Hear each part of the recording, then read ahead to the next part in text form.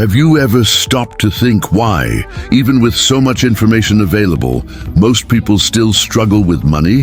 Why, even after working hard, studying, and trying to do everything right, the result at the end of the month is always the same: bills, debts, and that constant feeling of chasing losses. What 99% of people don't know about money has nothing to do with math, investments, or spreadsheets. It has to do with something much deeper, a way of thinking. And that's what I want to talk to you about today. Because if you truly understand what I'm about to show you, your relationship with money will never be the same. The first truth is that money is a consequence, not an objective. Most people live trying to earn more, but they never change how they think about what they already have. That's why, even when income increases, their financial problems remain the same. It's what we call lifestyle inflation, the phenomenon where your expenses grow in proportion to your earnings. The poor mindset says, I earned more, I can spend more. The wealthy mindset says, I earned more, I can invest more. This simple shift separates those who build wealth from those who merely survive. Money amplifies who you already are.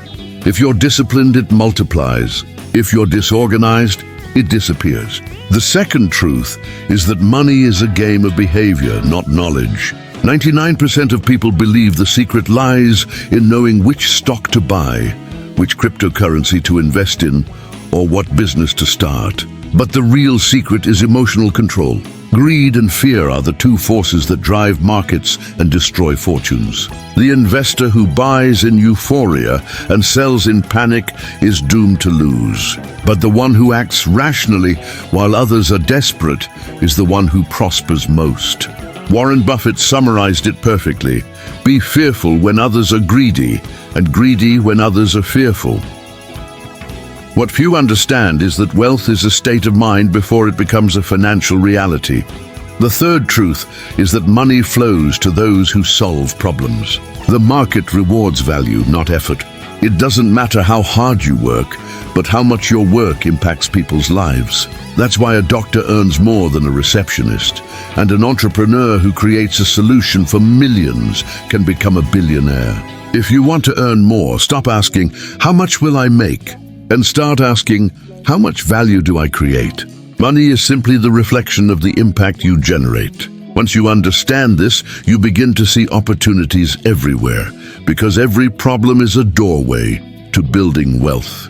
The fourth truth is that money has rules, and most people play without knowing them. The first rule: those who understand compound interest earn it. Those who don't, pay it. When you invest, time works in your favor. When you go into debt, it works against you. The second rule: money moves where there is clarity. If you don't have clear financial goals, your money will never grow, because it will always disappear into small, meaningless expenses. The third rule: money needs direction. If you don't tell it where to go, it goes away. The fifth truth, and perhaps the most important, is that financial freedom isn't about having a lot, but about needing little.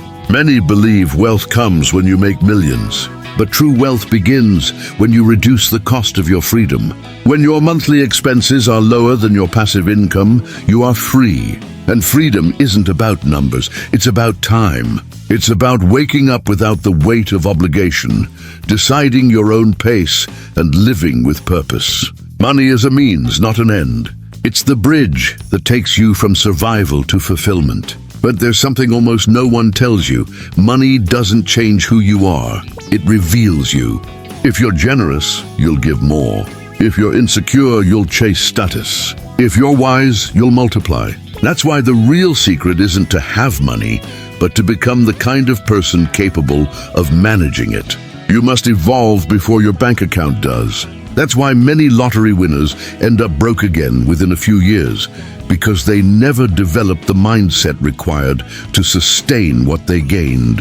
And if you want to be part of the 1% who truly understand the game, the first step is to stop thinking like the rest. While 99% work for money, the 1% make money work for them. They build systems, not luck. They automate investments, seek knowledge, and maintain discipline while others chase excitement. They don't wait for the right moment. They create the right conditions. That's the difference between those who watch opportunities pass by and those who create them.